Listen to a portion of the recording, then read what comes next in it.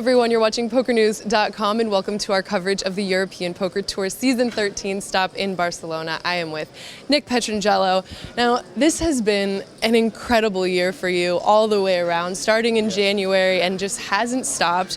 You just won the 10K High Roller single day event here. So first off, I guess I wanted to ask you, in terms of accomplishments now as things are rolling on, what is a 10K High Roller for you?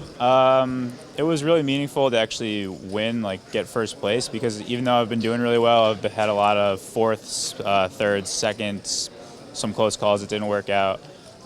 So yeah, it was great to finally win one, and when the tournament's over, there's nothing to regret, or no decisions that you made that, well, you might regret some decisions, but ultimately you won the tournament. Whereas when you finish fourth, you think you could have done something differently, and you never feel great unless you win. So that was awesome. But I ran great heads up to win the tournament. I went heads up really short stacked, and then just won a couple all-ins and things went well. So, but still, yeah, felt great to win. And you came straight from fourth place in the 25K in Florida, and then right here, no stopping. Yeah, the 25K in Florida was crazy because we played, day one was 18 hours. So we played until 5:30 in the morning, and then day two was at 2 that afternoon. And then I busted in fourth and had barely enough time to make it to the airport. I checked in with 2 minutes to spare. I was running through the airport and sweating, and it was crazy. But then slept a bit on the plane, and then when I got here, I slept a bit, and then played the 10K. So you guys are like professional athletes now, just running through airports. I really don't look like a professional athlete.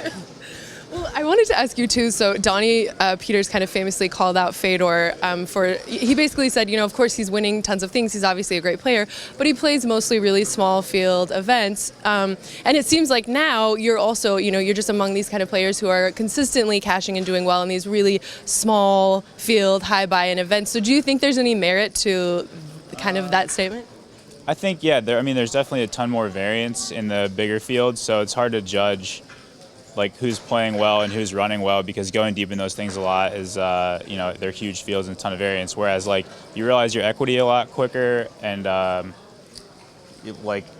your results become more true to what they would be because the fields are so small. But it's also really tough players, and even though they start really deep stacked, when you get deep in these small fields, because everyone plays well around the bubble and stuff, you still get shallow. So it's still tough to say results are not necessarily indicative of who's playing well, but I think getting deep a lot definitely means something, and I don't think you can take anything away from how good Fedor is just because he's going deep in small fields. I think that's kind of crazy. Or you, either. Let's get it. But he also, the good players that go deep in the small fields, if you look at their results, they go deep in the main events too. That was the argument I made. I'm with you. Well, a huge congratulations to you. Capturing titles, also bringing home that money. Nick Petrangelo, I'm Sarah Herring. You guys are with us on PokerNews.com.